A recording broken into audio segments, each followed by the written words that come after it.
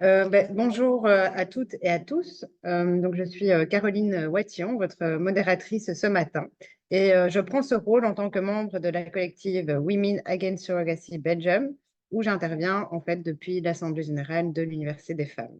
Je vais donc ouvrir le premier panel qui a été nommé la GPA, une violation des droits humains, en vous racontant un peu l'histoire de la collective et notre actualité récente. Alors, tout d'abord, ce n'est pas la première fois que les féministes s'opposent à la GPA en Belgique. Donc, en 2016, il y a eu un rapport pour l'encadrement de la GPA rédigé par Petra de Sutter, qui avait été justement rejeté au Conseil de l'Europe, notamment à la suite de la mobilisation de femmes et d'associations féministes, qui étaient alors nombreuses à prendre position cette année-là. Alors, pour l'historique, moi, je n'étais pas là au tout début de la rencontre des différentes militantes qui composent la collective. Donc, je vais vous lire un texte reçu par une des membres de la collective qui était présente dès le début. Donc, elle dit: Tout commence en novembre 2021 avec un rassemblement féministe contre le salon américain Men Having Babies. À cette occasion, la CIAMS, donc la Coalition internationale pour l'abolition de la maternité de substitution, avait organisé une manifestation devant le lieu où se tenait cet événement à Louise, devant un hôtel, dit hôtel. Plusieurs des membres de notre collectif, aussi militantes au sein de différentes associations féministes belges, y avaient participé. Elles partageaient alors la même conviction en faveur des droits des femmes, celle de la lutte contre leur exploitation reproductive. Elles étaient vêtues du costume caractéristique de la série dystopique La Servante écarlate. Donc là, on peut le voir sur le PowerPoint. Donc, ce sont des photos qui ont été prises lors de ce rassemblement.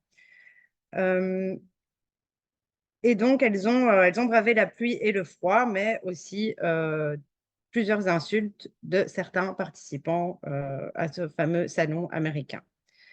En mars 2022, à l'initiative de Marianne Lenz, donc une sociologue militante féministe lesbienne et cofondatrice de la Rainbow House, elle tourne à organiser une conférence critique de la GPA en invitant la CIAMS et Donatien Portugal, qui était présidente du mouvement pour l'égalité entre les femmes et les hommes et membre de l'Université des femmes.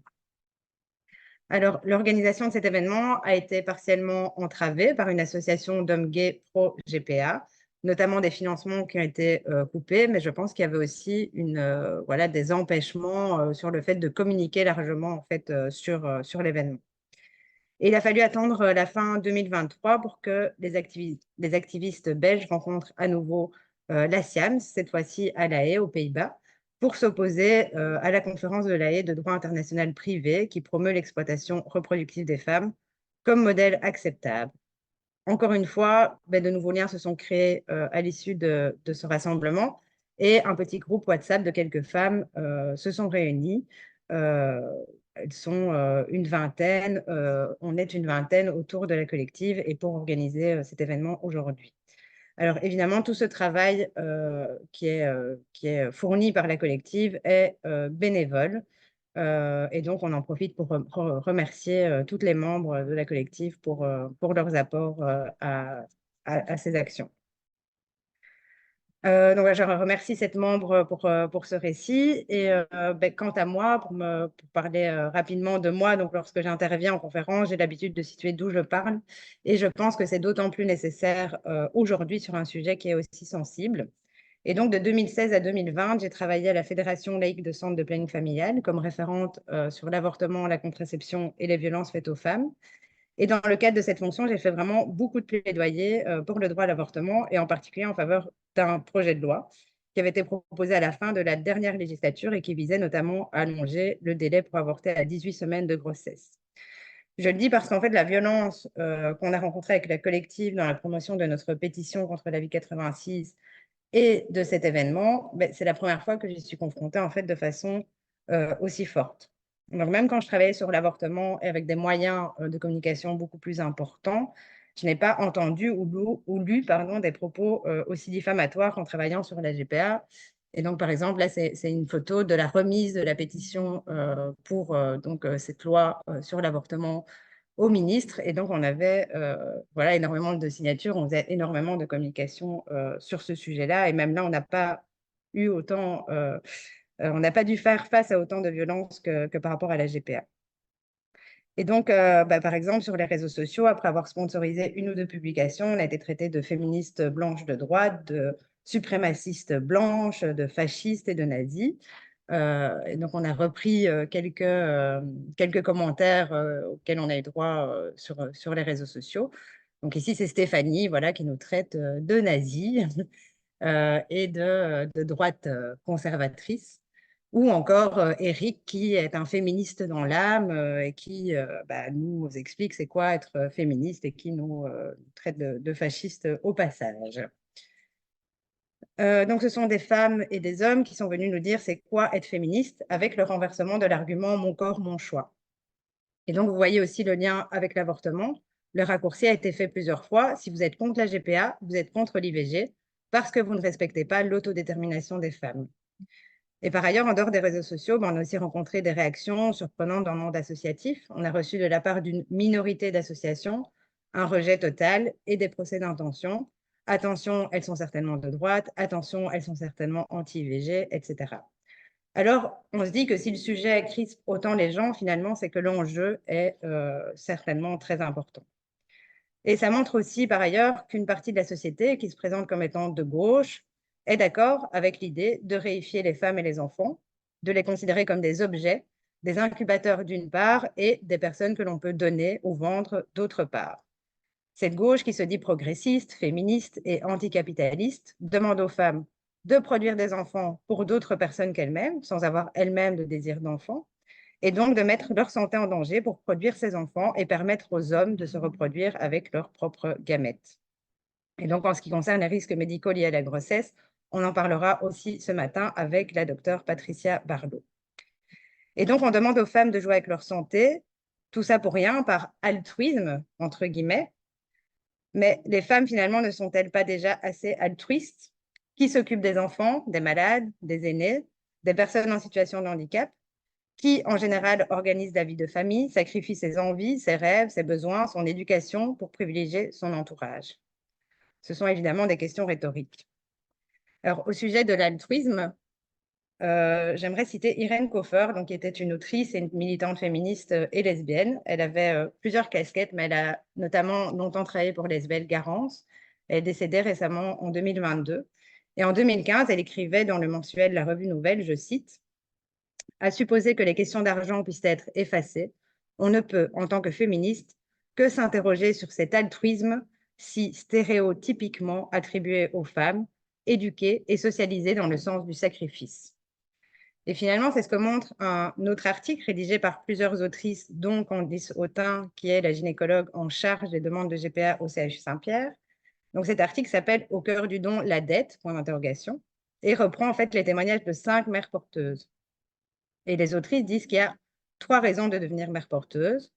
D'abord, le don, qui prend racine dans l'idée d'une quelconque réparation ou dette à l'égard de la société. La deuxième raison, ce serait le plaisir d'être enceinte. Et la troisième raison serait financière. Alors, dans cet article, il y a non seulement l'idée que les femmes peuvent ressentir des redevabilités qui concernent directement leurs actes, mais aussi un devoir de réparation pour des dettes engendrées par la génération précédente. Concrètement, et par exemple, dans ces témoignages, on retrouve une femme qui a décidé d'être mère porteuse parce que son fils était en rémission d'un cancer et donc qu'elle estime avoir une dette envers l'univers, ou encore une autre qui a décidé d'être mère porteuse car sa propre mère l'avait abandonnée. Elle estimait devoir réparer la faute de sa mère, et là, c'est l'aspect intergénérationnel donc de la dette qui, à mon avis, remonte à Adam et Ève, étant donné à quel point ces dettes sont perpétuelles. Alors, j'ai un peu parlé de nos haters, de nos détracteurs sur les réseaux sociaux notamment, pour contextualiser les difficultés qu'on a rencontrées dans notre militantisme de lutte contre la GPA. Mais on a reçu aussi énormément de soutien, et déjà de la part des 17 associations féministes qui se sont inscrites à nos côtés pour porter la pétition. Je vais rapidement les présenter parce que je pense que c'est important de savoir qui elles sont. Donc, on a d'abord Isala, qui est une association qui soutient les personnes en situation de prostitution, dont vous entendrez la directrice, Mireia Crespo. Ensuite, on a le Réseau européen des femmes migrantes, dont vous entendrez la juriste et responsable du plaidoyer, Alissa Arabar. On a aussi Elle Tour, donc une organisation lesbienne qui organise des parcours lesbiens et arc-en-ciel pour faire connaître l'histoire des LGBTQI+, à Bruxelles. Ensuite, Le Monde selon les femmes a aussi porté la pétition avec nous, donc une ONG féministe qui œuvre depuis 1994 pour un monde où les relations sont construites sur l'égalité, la diversité et la solidarité. On a aussi l'association Make Mothers Matter, qui est une ONG internationale qui relaie les préoccupations des mères au plus haut niveau, au niveau international. Ensuite, la SBL Elle Tourne, une association qui promeut les femmes artistes dans l'audiovisuel. Puis l'association Femmes de droit, qui soutient et fait la promotion des droits des femmes en Belgique et dont on entendra la présidente Myriam Benjatou. Ensuite, l'Observatoire des violences faites aux femmes, qui a pour objectif de recenser les violences faites aux femmes en Belgique, et dont nous entendrons également la présidente, Madame Viviane Tettelbaum, qui est aussi députée bruxelloise et présidente du Centre européen du Conseil international des femmes, qui soutient également la pétition. On a aussi comme partenaire La Voix des femmes, qui accompagne les femmes migrantes à Bruxelles, le Conseil des femmes francophones de Belgique, qu'on ne présente plus, l'association SEMPRE, qui est un réseau de soutien et d'accompagnement des femmes migrantes d'Amérique latine en Belgique, aussi le collectif des familles monoparentales, qui vient en aide aux familles monoparentales, dont on sait que la majeure partie sont des femmes. Ensuite, Jump, qui travaille en la faveur d'une société plus juste et d'entreprises plus inclusives et qui a été fondée par Isabella Lenarduzzi, qu'on salue si elle nous écoute. Et enfin, le mouvement pour l'égalité entre les femmes et les hommes, qui étudie donc les problématiques du genre et défend la promotion d'un développement humain, égalitaire, citoyen et durable. Donc, au nom de la collective Women Against Surrogacy Belgium, de l'Université des femmes et de la Coalition internationale pour l'abolition de la maternité de substitution, je tiens à remercier l'ensemble de ces associations et les personnes qui les composent pour leur précieux soutien qui nous a aidés à garder le cap malgré les difficultés rencontrées dans la mise en place de ce projet. Je vous souhaite un très bon séminaire et je vous remercie pour votre participation.